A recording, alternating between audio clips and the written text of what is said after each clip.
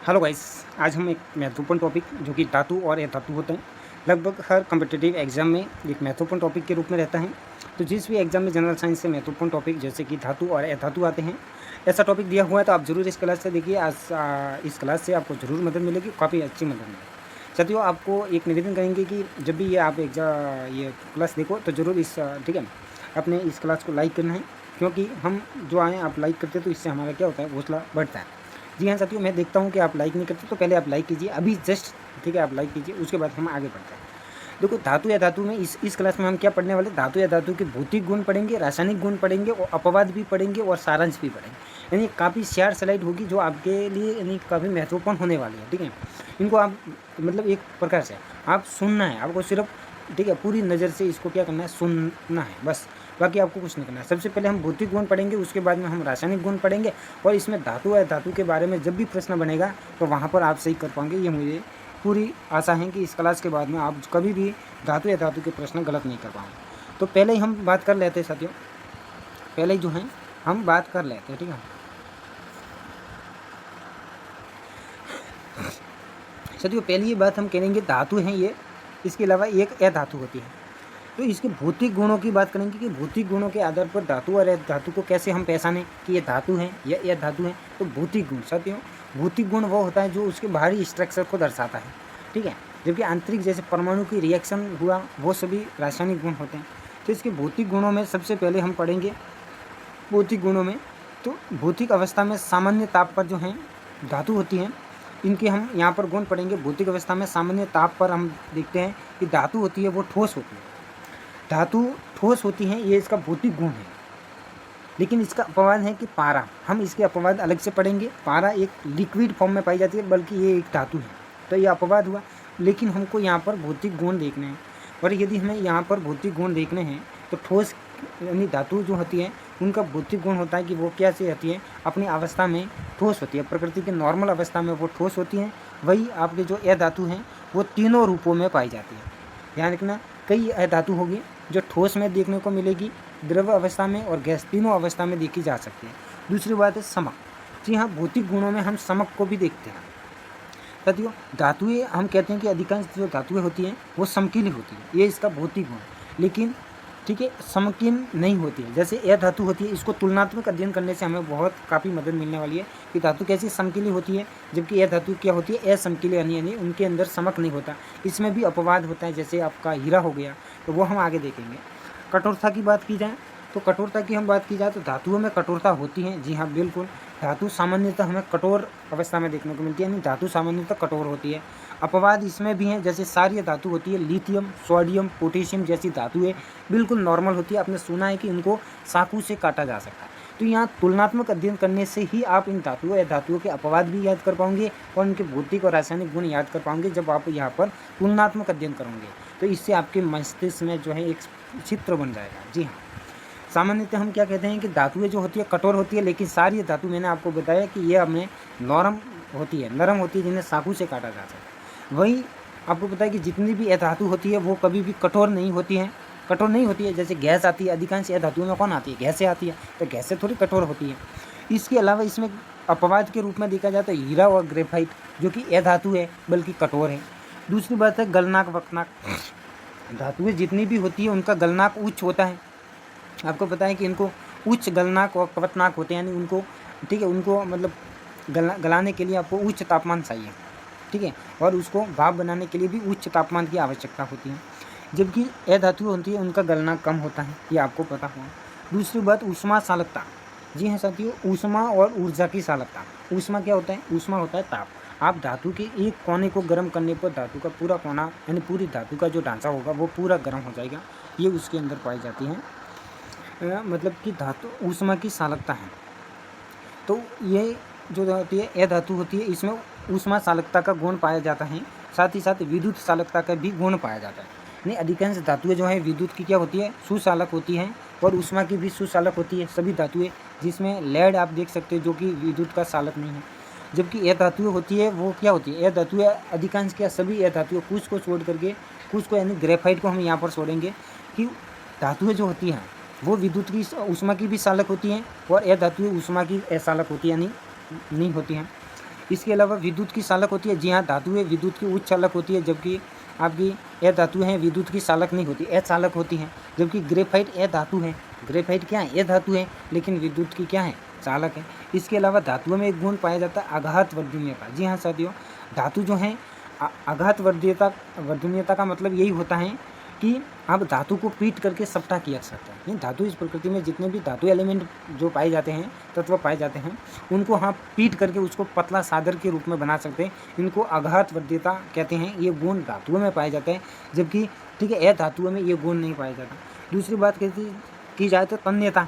तन्यता यानी एक धातु को कितना हम तार बनाने की जो ठीक है हम खींच करके कितना लंबा कर सकते, ये गुण पाया जाता है। धातुओं को आप गर्म करके ठीक है तानेंगे तो उसका बहुत बड़ा तार बना सकते हैं। जैसे हम तार बनाते हैं तो इसको ठीक है कहने का मतलब ये है कि इसको तानने पर ये जो है बढ़ जाता है, तो धातु में पतली तार में बदली जा सकती है। जबकि धातु है, जैसे ऑक्सीजन को आपका तार में बदल सकते हो ऐसा नहीं होता है। तो ये तो हमने भौतिक गुण और अपवाद तो हमने यहाँ पर नहीं बात की। अपवाद हम अगली स्लाइड में बात करेंगे काफ़ी गहराई से, ठीक है। इसलिए मैंने यहाँ पर आपको अपवाद नहीं बताए। तो ये आपको पूरे के पूरे जो है भौतिक गुणों के बारे में पता होना चाहिए। फिर हम अगली स्लाइड में रासायनिक गुणों की आगे को जा रहे हैं, क्योंकि रासायनिक गुण जो हैं वो भी परीक्षा में काफ़ी अच्छी तरीके से पूछे जा रहे हैं।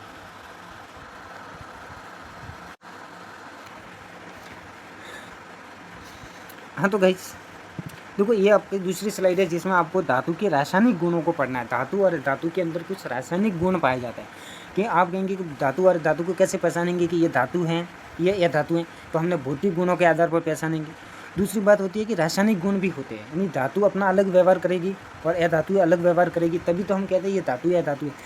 भाई पारा को हम धातु क्यों कहते हैं? पारा तो द्रव अवस्था में भी पाया जाता है, नरम भी होता है, क्यों कहते हैं? जबकि हीरा इतना कठोर है, जबकि उसको धातु नहीं कहते हैं।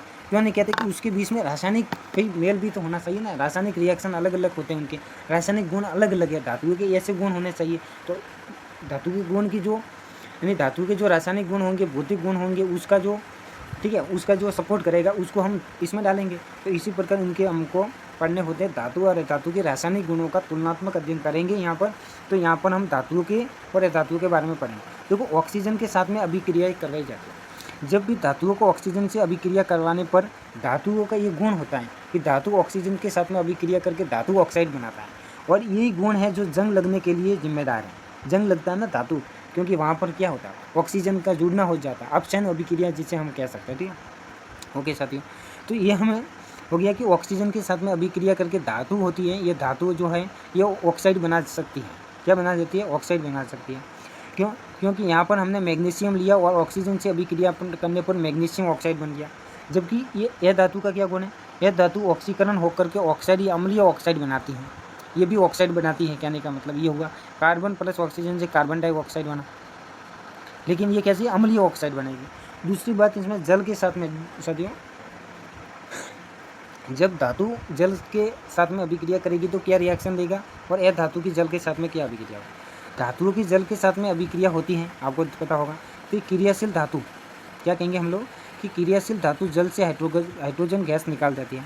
यानी कि जो भी देखो, सभी धातु जल के साथ में अभिक्रिया नहीं करती, लेकिन जो धातु से अभिक्रिया जल के साथ में अभिक्रिया करेगी तो धातु के अंदर ये गुण पाया जाता है कि यह हाइड्रोजन को, जल के अंदर जो हाइड्रोजन होता है ना H2O, तो यह क्या करेगा? यह जो है हाइड्रोजन गैस को विस्थापित कर देगी, यानी निकाल देगी। और सामान्यतः जल से अभिक्रिया नहीं करते। यह धातु जो होते हैं जल से अभिक्रिया नहीं करते। अम्लों के साथ में अभिक्रिया करके धातु हाइड्रोजन गैस देती है। जैसे यहाँ पर देखो जिंक और आपका ठीक है HCl अम्ल है, इसके साथ में अभिक्रिया करते ये जिंक क्लोराइड बन गया है, हाइड्रोजन निकल गया। यानी अम्लों के साथ में अभिक्रिया करके हाइड्रोजन गैस और लवण देता है कौन? धातु। जबकि ये क्या करते हैं? ये अम्लों से अभिक्रिया नहीं करता। जैसे कि ये अपना जो होता है ये अम्लों से अभिक्रिया नहीं करते हैं। कुछ धातु जो है ऑक्साइड बनाते हैं जरूर। फिर सार के साथ में अभिक्रिया सामान्यतः अभिक्रिया नहीं करते। आपको पता है कि धातुएं सामान्यतः जो हैं सार के साथ में अभिक्रिया नहीं करते, क्योंकि धातु की प्रकृति क्या होती है? सारी होती है। इसके अलावा यहाँ पर देखो एल्यूमिनियम, जिंक और टिन, ठीक है, ये सार से अभिक्रिया कर सकते हैं। फिर हम यह धातुओं की बात करते हैं सामान्यतः, ठीक है, यह धातुएं जो होती है वो सारों से अभिक्रिया नहीं करती, जबकि अम्लीय ठीक है यह धातु जो है सारों से लवण बनाती है। इसके अलावा विस्थापन अभिक्रिया की बात की जाए तो दूसरी धातु को उसके लवण से विस्थापित करने की प्रक्रिया, यानी यह धातुओं के अंदर गुण पाया जाता है कि दूसरी धातु को उसके लवण से विस्थापित कर सकती है। जबकि धातुओं में की बात की जाए तो धातुओं को उनके गुणों से विस्थापित नहीं कर सकती। यौगिक, ठीक है, बनाने की प्रवृत्ति, सामान्यतः धनायन बनाती हैं, ठीक है, ये धातु के गुण हैं। और धातुओं में साधारण क्या होता है, आपको पता है कि धातु जो होती है वो इलेक्ट्रॉन त्यागने की प्रवृत्ति पाई जाती है, वो भी यहाँ पर गुण है, क्योंकि इसीलिए तो धनायन बनाती हैं, जबकि ये ऋणायन बनाती है। क्या होती है कि धातु जो होते हैं वो हमेशा क्या करते हैं, धातु होती हैं वो जो अपना क्या होता है कि इलेक्ट्रॉन होते हैं, इलेक्ट्रॉन को त्याग करके धनायन देती हैं, जबकि यह धातु होती है वो इलेक्ट्रॉन को ग्रहण करती है, इसलिए ऋणायन होती है। और साधन के साथ में अभिक्रिया नहीं, साधन के साथ यौगिक बनाती हैं, ये साधन के साथ नहीं बनाती। उदाहरण के लिए ये देखो, ये सोडियम, मैग्नीशियम, फेरस, ठीक है, कॉपर, जिंक, एल्यूमिनियम, ये सभी धातु हैं, जबकि आपके यहाँ पर copper, sulphate, phosphorus, chlorine, oxygen, nitrogen, ये सभी है धातु है। अब इनके अपवाद के बारे में बात करेंगे, आपके प्रश्न इससे बाहर नहीं जाने वाले नहीं हैं। अब अपवाद में क्या, धातुओं के अपवाद और अपधातुओं के अपवाद, यानी धातु और अधातु के अपवाद क्या। धातु हम कहते हैं कि सामान्यतः कठोर ठोस अवस्था में पाई जाती है, जबकि यह पारा आपका द्रव अवस्था में पाया जाता है।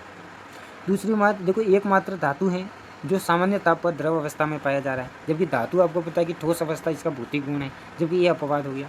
सोडियम और पोटेशियम, धातु अधिकांश कठोर होती है, जबकि सोडियम, पोटेशियम क्या है, मुलायम है, चाकू से आसानी से काटी जा सकती है। अपवाद याद रखिए, ये शीशा बहुत भारी है, सहनशीला आवरण में बदल जा सकता है, आघात वजनीयता इसमें कम होती है। विस्मत नाम की जो धातु है, इसमें सबसे अपन क्या कहते हैं कि धातु का गलनांक उच्च होता है, जबकि ये विस्मत जो है सबसे कम गलनांक वाली धातु है, ठंडा होने पर फैल जाती है, ठीक है, इसमें विस्फोटशील संरचना होती है जिसमें फैलती है। और कुछ धातुओं की बात की जाए, कुछ धातुओं की बात की जाए तो ये सार से अभिक्रिया करती है। हम क्या कहते हैं कि धातु एक सारों से अभिक्रिया नहीं करती, जबकि एल्यूमिनियम, जिंक और टिन ये करती हैं, ये उभयधर्मी धातु होती है। उभयधर्मी धातु में कौन कौन आएगी, ये आएगी एल्यूमिनियम, जिंक, सल्फर। अब हम धातु के अपवाद की बात की जाए तो हीरा सामान्यतः कठोर होता है, जबकि हम कहते हैं कि यह धातु जो होती है वो मुलायम होती है। ग्रेफाइट जो है अपन क्या कहते हैं कि यह धातु विद्युत की कुचालक होती है, जबकि ग्रेफाइट विद्युत का चालक है। क्यों, क्योंकि मुक्त इलेक्ट्रॉन होता है। आपको पता है कि धातुओं में मुक्त इलेक्ट्रॉन पाया जाता है, जबकि ग्रेफाइट में भी मुक्त इलेक्ट्रॉन पाया जाता है। आयोडीन जो है होते ठोस होते हुए भी सहजता से उद्दर्वपातित होता है आयोडीन, और कमजोर, ठीक है, अंतरा अणु बल होता है आयोडीन। सिलिकॉन की बात की जाए तो अर्धचालक है, यानी सेमीकंडक्टर हैं, क्योंकि हम क्या कहते हैं कि विद्युत चालक नहीं होती है। इसके अलावा अपवाद की बात की जाए तो हीरा समकीला होता है, जबकि यह धातु क्या होती है, सामान्यतः असमकीली होती है, और ये अपन कह सकते हैं। ठीक है, यहाँ पर साथियों हम सारांश के रूप में देखेंगे, यहाँ से प्रश्न आपके बाद नहीं जाना है, पहली बात तो यही है। सामान्यतः हम यहाँ पर धातुओं की थोड़ी बात कर रहे थे, क्योंकि इनके बेसिक सारांश यदि पढ़ा जाए तो, ठीक है, सामान्य ठोस, समकीली और सुचालक होती है। धातुएं जो होती है सामान्यतः ठोस है, समकीली, सुचालक होती है। आगत वरीयता, तन्यता होती है। ऑक्सीकरण होकर के सारे ऑक्साइड बनाती हैं।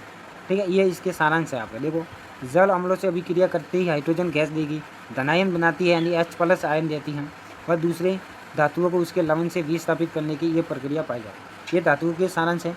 यह धातुओं के कौन से गुण हैं, टोटल गुण इसमें आ गए, रासायनिक और ये दोनों। ठीक है, ठोस, द्रव, गैस से किसी भी अवस्था में हो सकती है, यानी तीनों अवस्था में इसका गुण है।